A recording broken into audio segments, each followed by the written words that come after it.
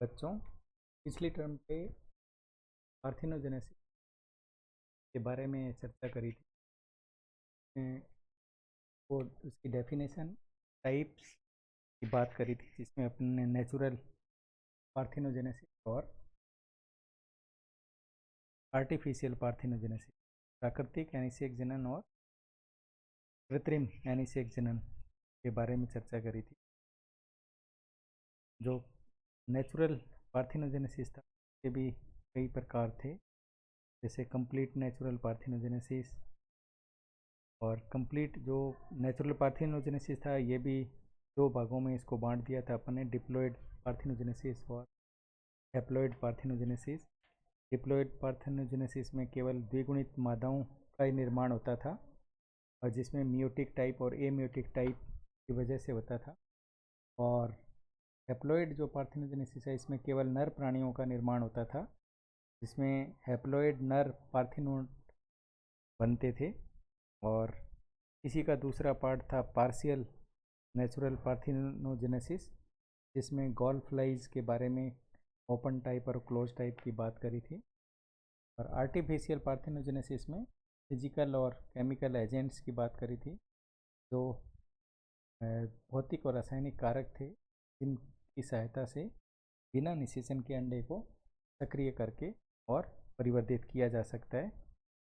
आज इसी अनिषेक जनन को आगे बढ़ाते हुए इस सिग्निफिकेंस, इसका महत्व क्या है, इसके बारे में बात करेंगे।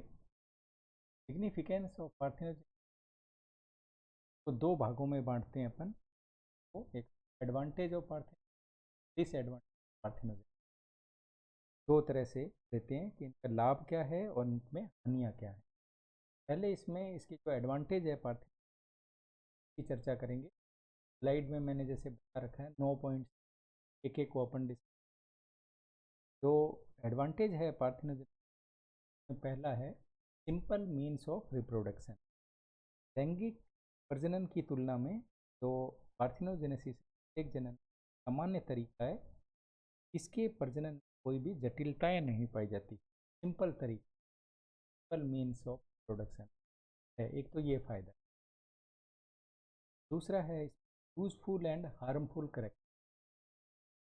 अनिषेक जनन में पार्थिनोजेनेसिस जीन का विनिमय नहीं होता। तो जीन का विनिमय नहीं होता, अतः उत्परिवर्तन म्यूटेशन के द्वारा एक बार कोई भी यूजफुल करेक्टर, लाभदायक लक्षण आ गए, विस्थापित हो गए, वो पीढ़ी दर पीढ़ी जो है वो चलते रहते। और कई बार क्या होता है, उत्परिवर्तन म्यूटेशन हानिकारक जो लक्षण हैं, हार्मफुल जो करेक्टर्स हैं, वो पैदा हो जाते हैं। ये हानिकारक जो नेचुरल सिलेक्शन की वजह से स्थापित नहीं होते और प्राणी की मृत्यु के साथ ही समाप्त हो जाते, आगे पीढ़ियों में जाएंगे नहीं। तो ये यूजफुल और हार्मफुल, उनको मतलब यूजफुल फैक्टर को आगे ले जाना और वहीं पे, ये इस एक जनन का फायदा है। तीसरी जो वो है इनहेरिटेंस, यानी वंशागति। अनिषेक जनन वंशागति के जो गुणसूत्रीय सिद्धांत है, उसका मुख्य उदाहरण। ये गुणसूत्रीय जो सिद्धांत है उसको इनहेरिटेंस करे उनकी वंश, तो एक ये फायदा।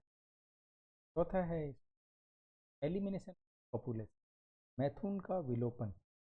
अनिषेक जनन में अनिषेचित अंडा है, अनफर्टिलाइज्ड एग है, उसी का ही परिवर्धन होता है, अतः इसमें तरह के कोई नर प्राणी,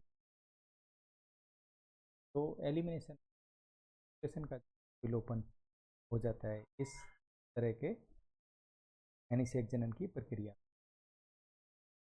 है।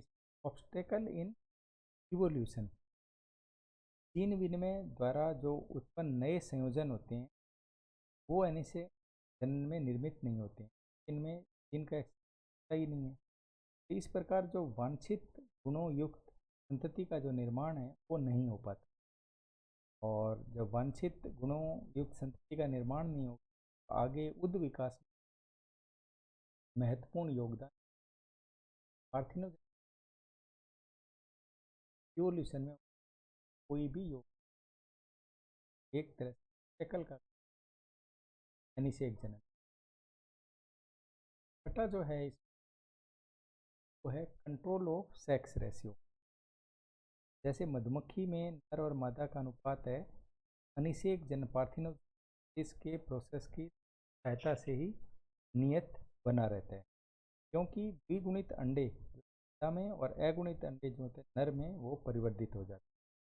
तो एक तरह से सेक्स वो नियंत्रित रहता है, ये फायदा है।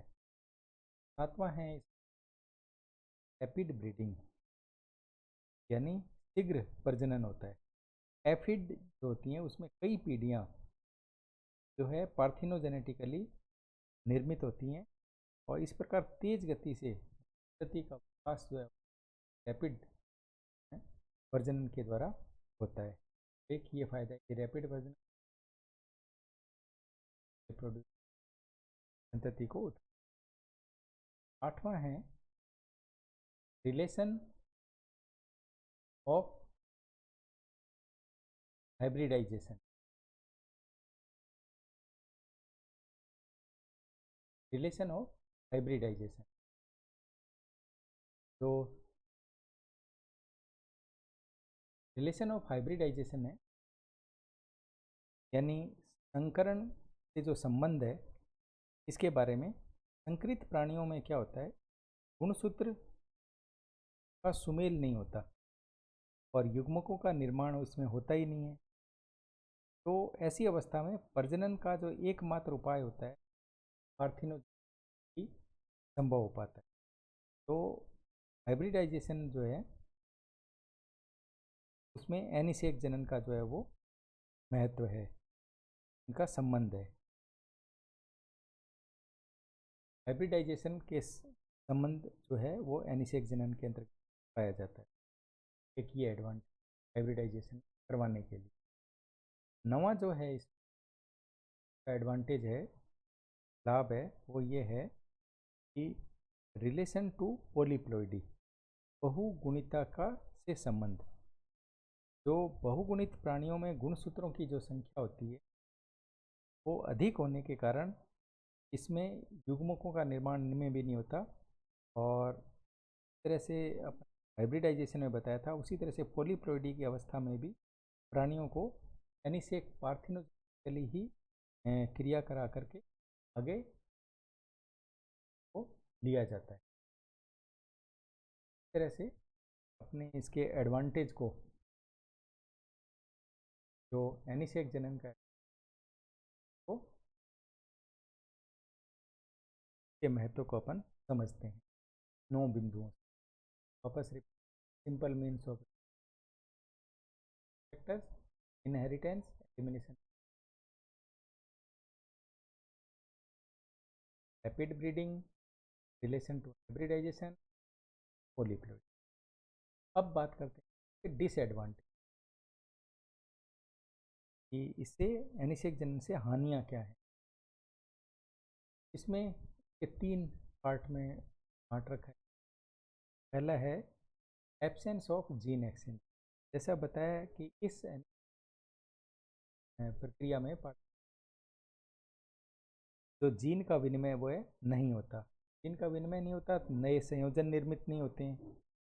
अपन ने बताया था कि ऑब्स्टेकल इन इवोल्यूशन, यानी खुद विकास में जो है वो ऑब्स्टेकल का काम करते हैं, नहीं है।